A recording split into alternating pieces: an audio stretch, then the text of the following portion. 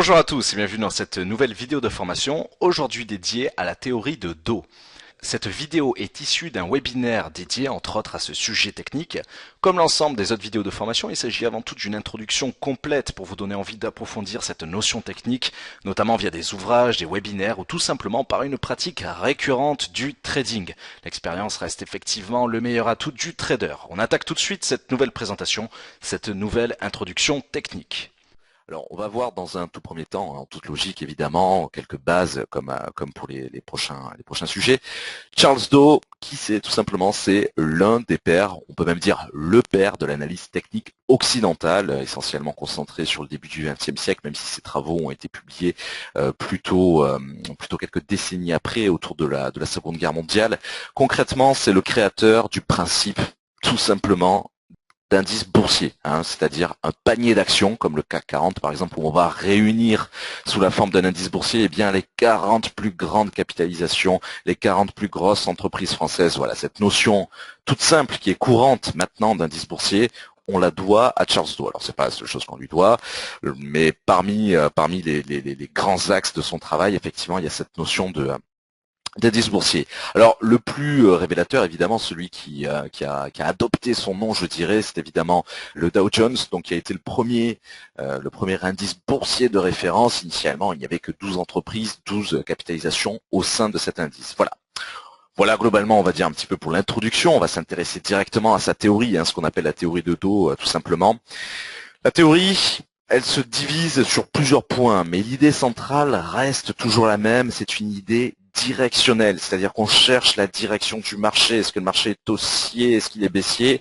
On cherche uniquement ça. On ne cherche pas l'amplitude, c'est-à-dire qu'on ne cherche pas à savoir, une fois qu'on a détecté une hausse, on ne cherche pas à savoir si la hausse va se faire par exemple sur 100 points du Dow Jones ou sur 1000 points, et encore moins la durée. On ne va pas s'intéresser avec cette théorie-là à l'amplitude, autrement dit, ou à la durée. Alors, toujours par rapport à ces bases liées à la théorie de Dow, il y a 6 grands principes qui définissent littéralement la théorie de Dow. Généralement, la plupart des gens connaissent surtout le dernier principe, mais il est bon de rappeler quand même les 5 autres, les 5 premiers. Alors, premier point, le marché intègre toutes les informations possibles, imaginables, bon, quand même en lien avec l'économie et la finance évidemment, mais le marché est vivant. On le verra justement un peu plus tard dans une autre vidéo, justement, ça, le fait que le marché soit totalement vivant, et il a toujours raison. Le marché a toujours raison, c'est l'un des proverbes, l'un des adages boursiers les plus répandus, les plus connus. C'est assez simple à comprendre. Nous dépendons du marché quand on investit. Le marché ne dépend clairement pas de nous, à moins de vraiment s'appeler Goldman Sachs ou JP Morgan, peu importe, et encore. Mais effectivement, le marché intègre tout. Il absorbe toutes les informations. Ces informations-là, il les traduit, il les digère sous la forme de 3 types de tendances que l'on va distinguer d'abord sous le nom de primaire ou majeur, le mouvement primaire ou majeur selon Dow. C'est la tendance de fond. Potentiellement, elle peut durer au moins une année, voire plusieurs années.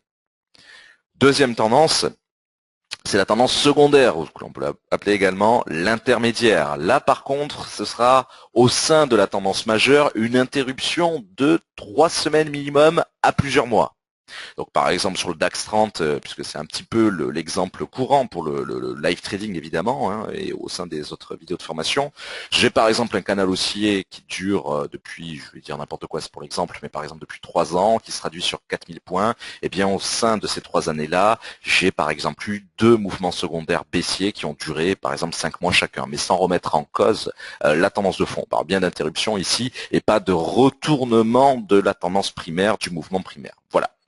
Vous l'aurez deviné évidemment, troisième type de tendance, c'est le tertiaire ou la mineure, qui elle par contre se distingue en tant que sous-interruption au sein de l'interruption elle-même sur plusieurs heures à 3 semaines évidemment. C'est une sorte d'entonnoir, une notion que l'on voit assez régulièrement sur d'autres unités de temps avec cette même logique au sein du live trading. Voilà.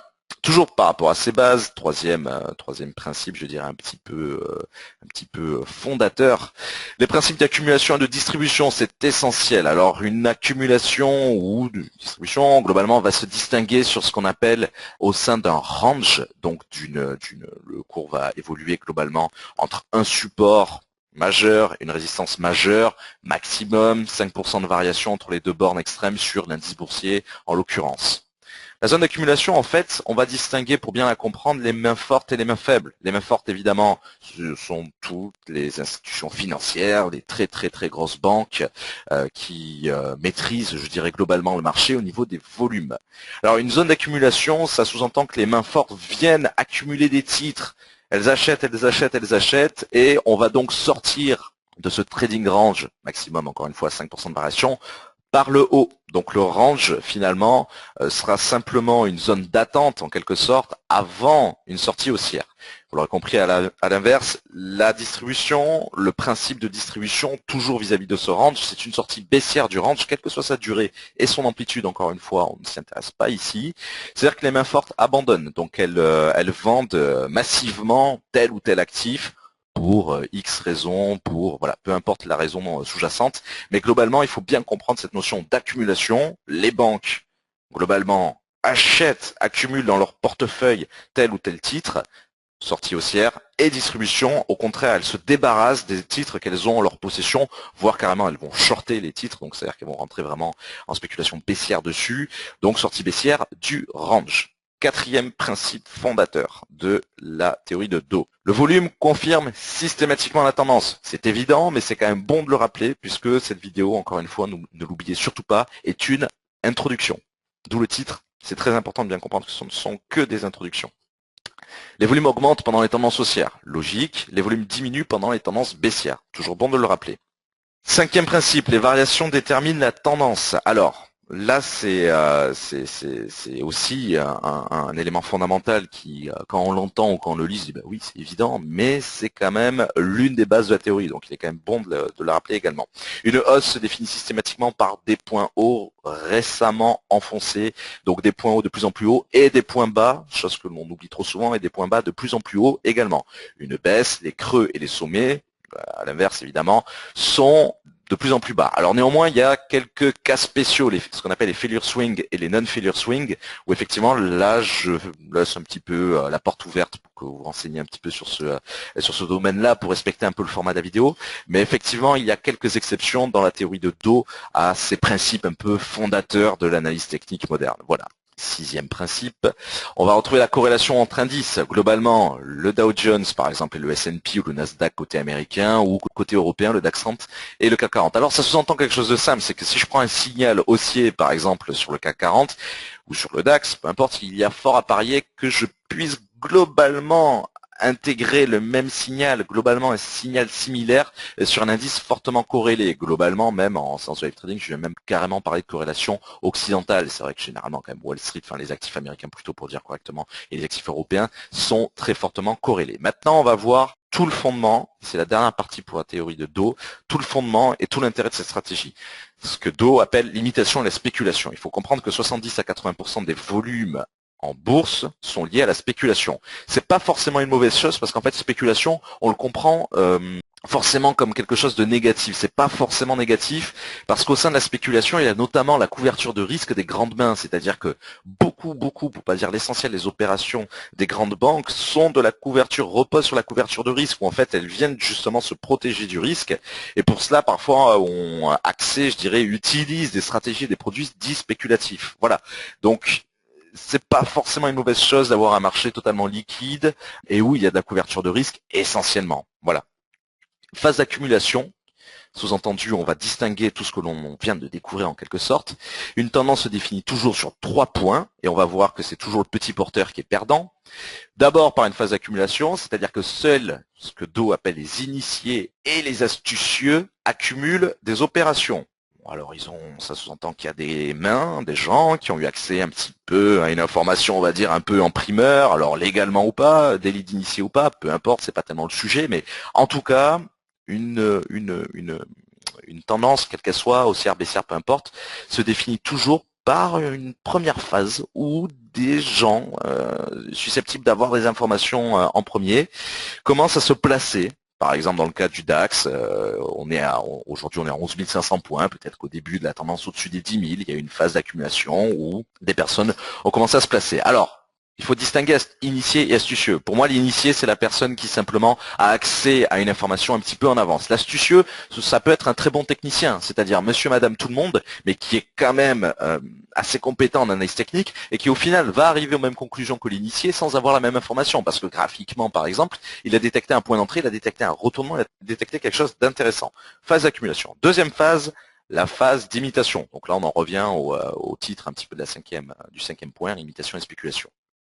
Phase d'imitation, ce qu'on appelle les caméléons. Les caméléons apparaissent, l'information se propage, le mouvement se forme. Donc globalement, c'est quand la plupart des professionnels du secteur qui n'étaient pas considérés comme initiés ni astucieux dans la phase d'accumulation, c'est là où le gros de la, on va dire le gros de la tendance se fait.